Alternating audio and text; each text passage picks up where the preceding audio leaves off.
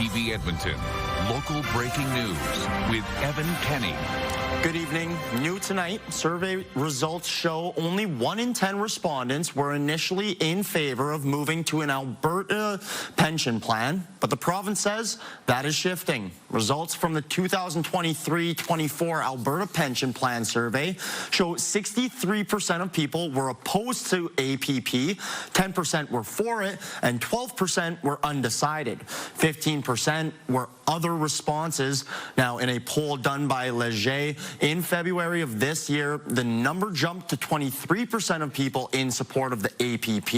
In a separate poll done by Janet Brown in May, showed 55% supported leaving the Canadian pension plan. In a statement, the province says the Alberta Pension Protection Act guarantees we won't replace the CPP with an Alberta pension plan unless Albertans approve it in a referendum.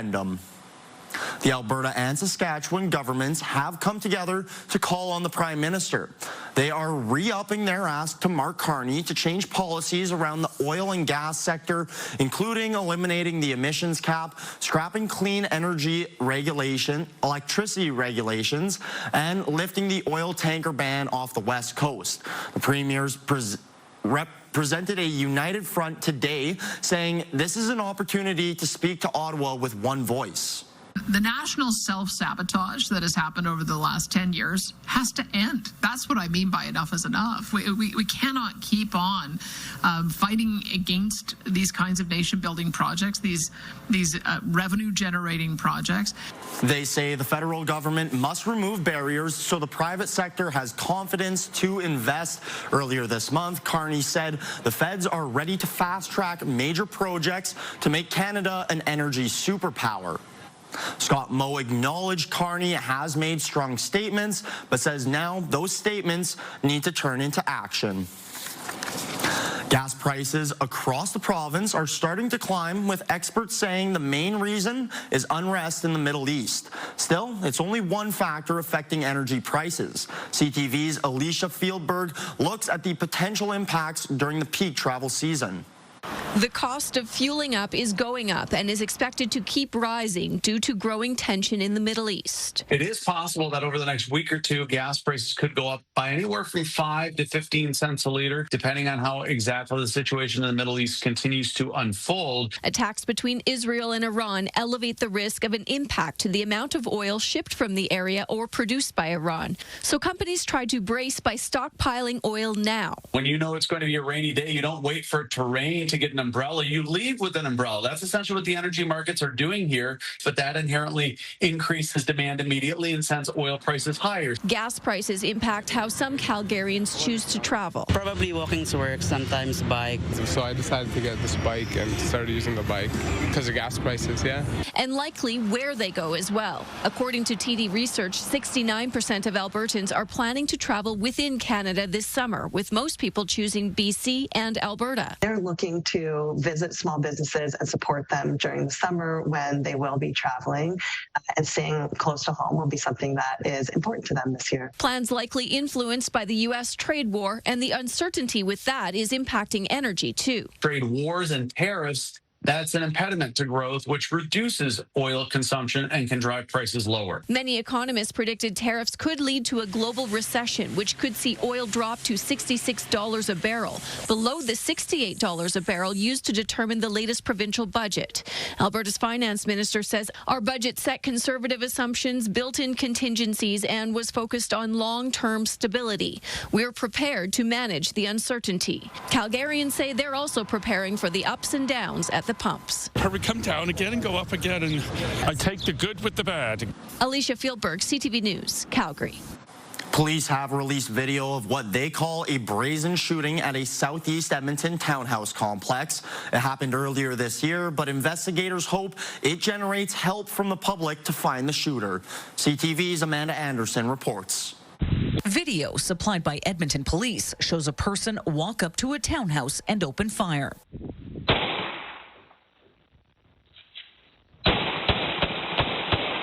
It happened on January 16th, just before 8 in the evening. Police say several shots were also fired outside of the camera's view.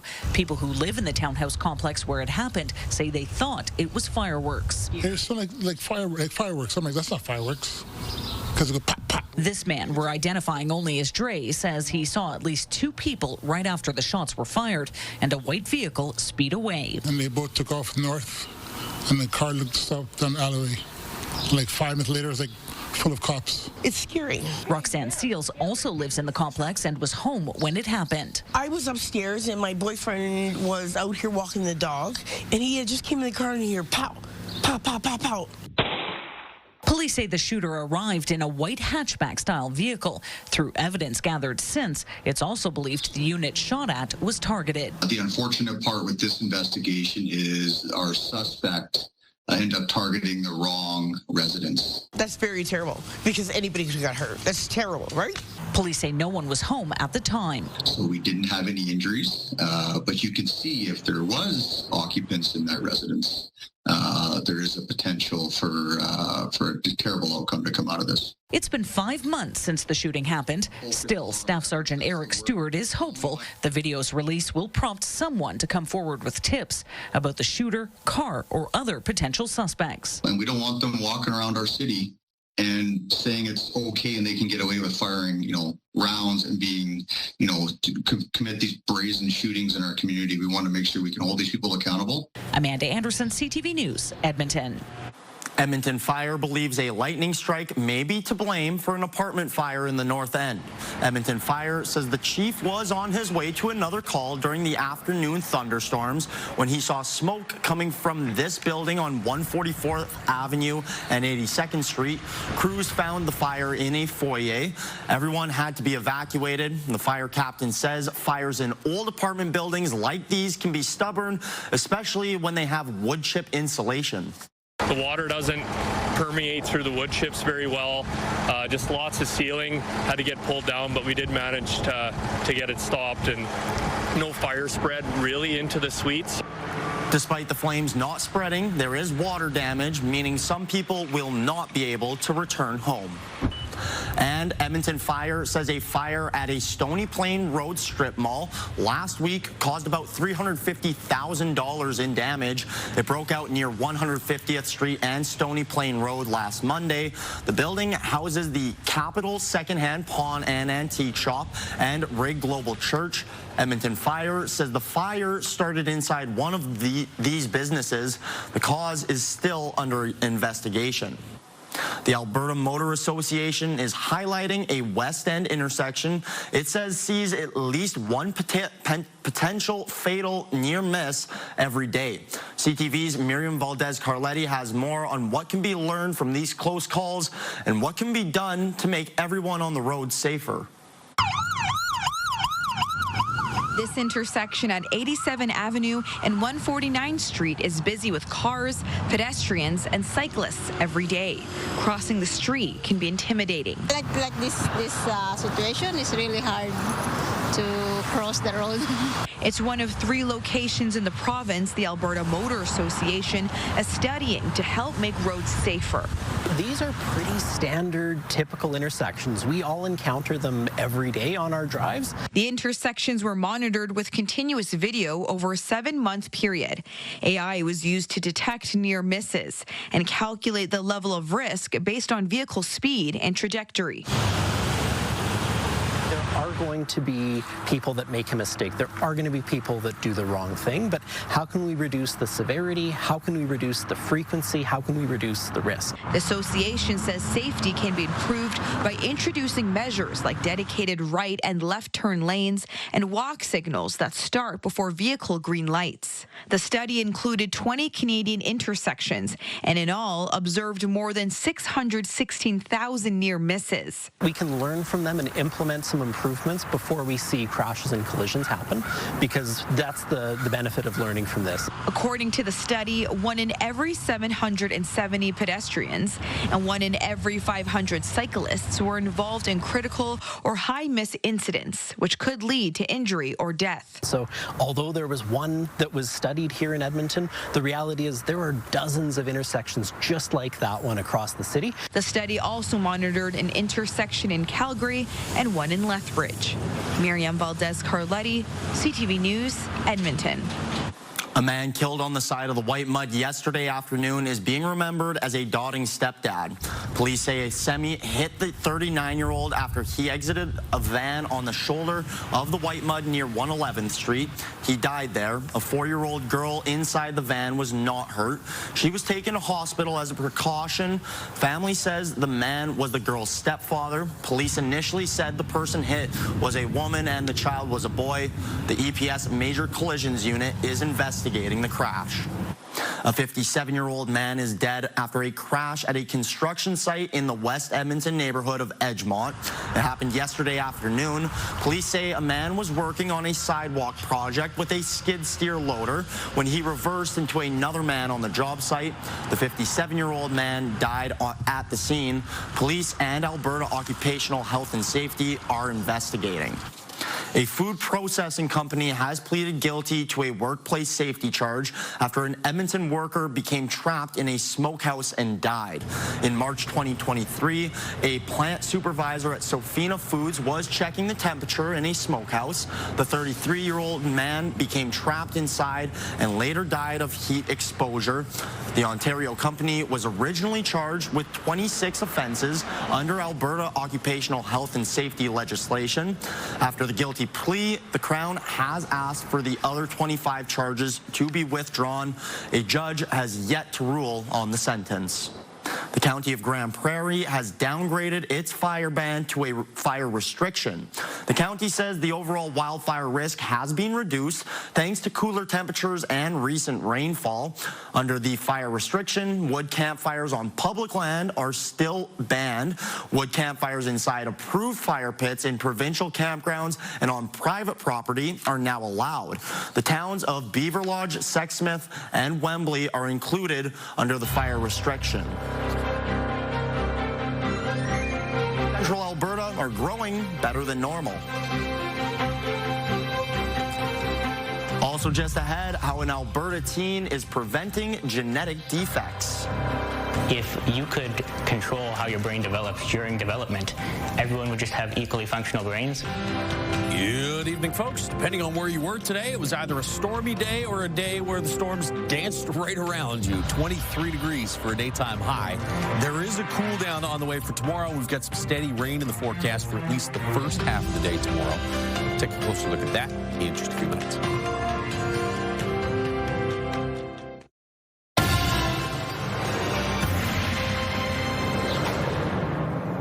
A new exhibit aims to bring the history and cultural heritage of Alberta's plains to life. The new Buffalo Hunt exhibit opened at the Head Smashed In Buffalo Jump near Fort Macleod.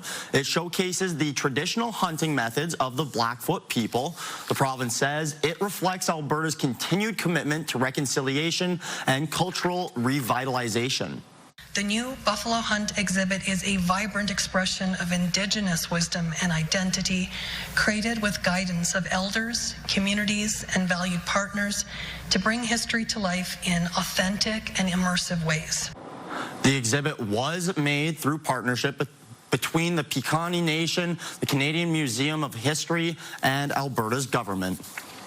An Alberta teen is on a mission to prevent genetic defects. The grade 11 student is already keeping some prestigious company with the goal of one day coming up with treatments for newborns to prevent a lifetime of challenges. CTV's Kevin Fleming has more. He's looking at DNA attached to a kidney protein, and this is something that Logan Sear uses to identify genetic disorders. For the last 10 months, he's been passionate about biology. A DNA mutation, it could either just be a mutation that makes the DNA not function as it otherwise would, that just occurs randomly and you just get unlucky. Sear is looking to even the playing field through genetic editing, replacing a defective gene with one that works, and it could be used anywhere in the body. If you could control how your brain develops during development, everyone would just have equally functional brains. Nobody would need to have like a memory disorder or be prone to Alzheimer's or anything like that that's just due to getting unlucky while you're developing. It could all just be streamlined and everyone would have the same chance at life. He's focused on kidneys right now because his mom was born with just one, and that one failed in 2019. She's been in hospital since last November. This is actually the 6th time she's gone in, and this time it was to get a new kidney, but it did not work, and she's been kind of put back, and after the incision she just hasn't fully recovered yet. The 16-year-old is in grade 11 at the STEM Innovation Academy, but is one of close to 70 students at the Knowledge Society that's helping him reach his goals. We are the top youth innovation program for students who are between the ages of 13 and 18 years old, still in high school or middle school, and we help students work on projects that they're really passionate about, excited about. Sear says genetic research is advancing rapidly, and the work he's doing is extremely advanced. And he's focused because he wants to find solutions to help others. I'd say every few hours you could search something up, and if it was the right thing on the right day, the answer would change depending to your search results, depending on the day. Kevin Fleming, CTV News, Calgary. A new survey by the Angus Reid Institute finds most Canadians would support reducing mail delivery and other big changes to the way Canada Post operates. It found 72% of Canadians support reducing mail delivery to 3 days a week. The same percentage of Canadians surveyed say they endorse the idea of the Postal Service branching out into other services, such as banking and parcel lockers. The survey also found that 52% believe Canada Post should be able to use non-union gig workers to deliver mail and parcels if it improves cost and service quality. The provincial government says the vast majority of planted seeds in central Alberta are beginning to grow. A new report shows crop emergence is at 97% in the central region. The 5-year average is 91%. Major cereal crops have progressed to early tilling stages because of hot and dry conditions over the past week. Dry pea and spring wheat emergence is virtually complete, beating their 5-year averages. Barley emergence is at 96% and nearing completion, ahead of the 5-year average of 84%. For later seeded crops, the canola emergence is at 89%. The oat crop emergence is at 85%. Still ahead, the run may be done, but the feelings aren't going away. How the city's feeling after the Oilers' loss. They got somewhere, and that's good, but then they kind of lost it, but it's okay. And thunderstorms today. Thunderstorms on the horizon. Josh Clausen tells us all about it heading into the weekend just after the break.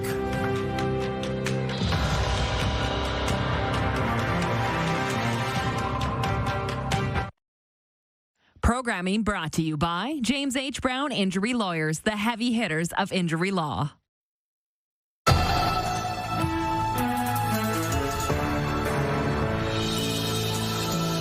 Welcome back. A couple degrees above average today. We got to 23 degrees for a daytime high.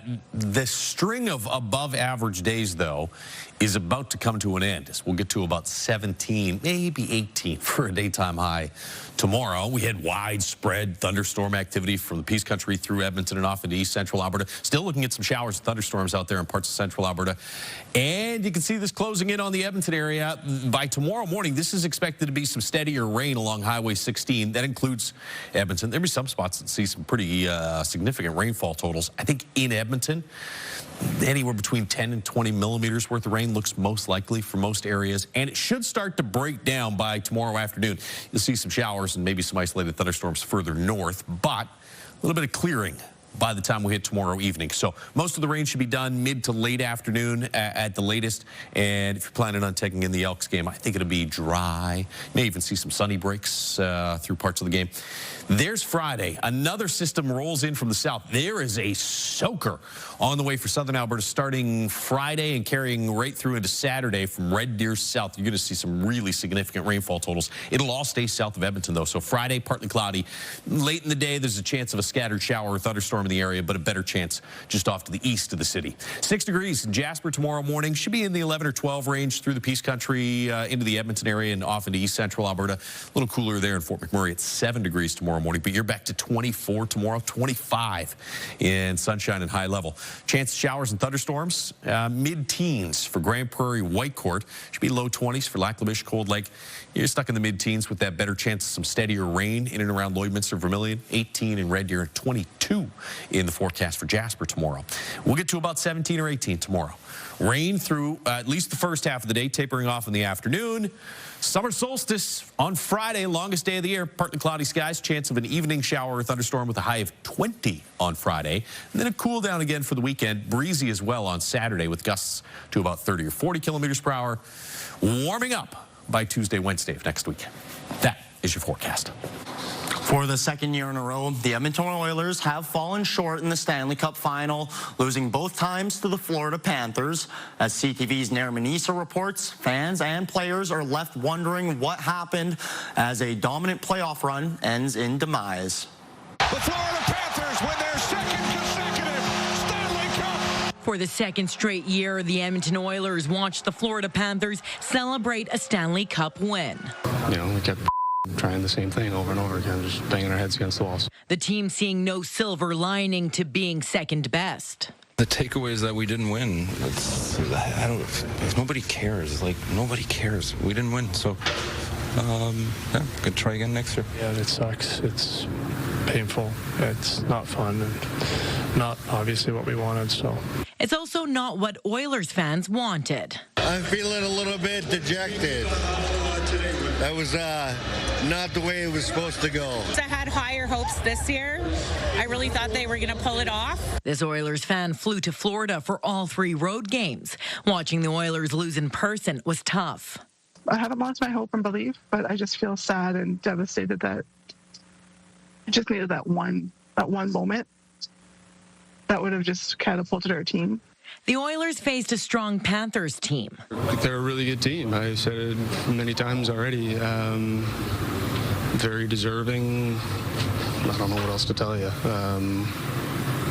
They were really good. This was a thoroughly good team, top to bottom. Florida was in the driver's seat for the majority of the series. Across the 6 games, the Oilers had the lead for less than 34 minutes. If there's any solace, that is a safe thing to say, is that the Panthers were the best team in the NHL. They were built for the Stanley Cup. The Oilers once again head into the offseason as runner-ups, a hard pill to swallow. It hurts right now, and I don't think it's going to let up for a while. Another cup loss, leaving fans and the team heartbroken. Nair Manisa, CTV News, Edmonton. It's an understatement to say that last night's game may not have ended the way Edmonton would have hoped. Despite that, many fans are looking on the bright side today, remembering the way the playoffs moved them and the city. CTV's Connor Hogg has more. Obviously, we're disappointed with the result. It's not what we wanted, but I'm proud of this team. One day after the Oilers came up short in the Stanley Cup final, the Moss Pit is getting its now customary cleanse post-playoffs. The mood here is reflective, somber, but not sad. The team did great. They hammered hard and tried to put it away, but we did our best effort, and hopefully next year we can take it. They got somewhere, and that's good, but then they kind of lost it, but it's okay. We all lose some to win some. Seeing the new generation with the little kids with the McDavid jerseys on, we're all on the same team here looking for the same outcome. Inside Ice District's Oilers store, merchandise is still moving despite last night's result. What exactly are you picking up today? Well, it's an Oilers Margaritaville hoodie. Nice, yes, yes, two of my favorite things in the world. Fans remembering the connections they made.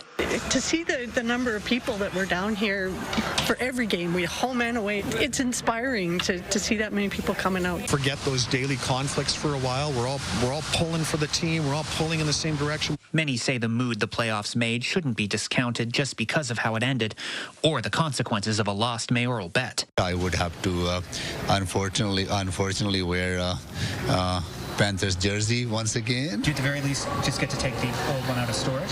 Oh well, we put the old one into the museum yesterday, right? Well, there'll be two there. Yeah. Looking back, while the Oilers didn't make it all the way, people we spoke to say the playoffs have brought people together. Like coming down here has just been like being like you're part of a family. Like these guys behind me, everyone, like you high five everyone, just jumping when we score. It's just amazing every time you come down here. Leaving Edmontonians a little closer than they were before. Connor Hogg, CTV News, Edmonton. Well, let's hope next year the mayor is only wearing an Oilers jersey. That's all the time we have. Thank you for watching and have a good rest of your night.